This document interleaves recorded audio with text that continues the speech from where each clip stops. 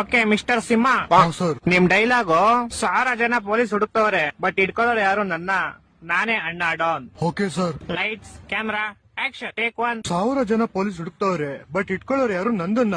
Cut. ಅರೆ ಸಿಂಹ, ನಿಂದ್ಯಾರು ಇಟ್ಕೊಳ್ಳಲ್ಲ, ನನ್ನನ್ನ. ಹಾ ಸರ್, ಇವಾಗ ಬರುತ್ತೆ. Lights camera action take 2. 100 ಜನ ಪೊಲೀಸ್ ಹುಡುಕ್ತವ್ರೆ ಸರ್ ನಂದ್ ಹಿಡ್ಕೊಳಲ್ಲ ಅಂತಾರೆ.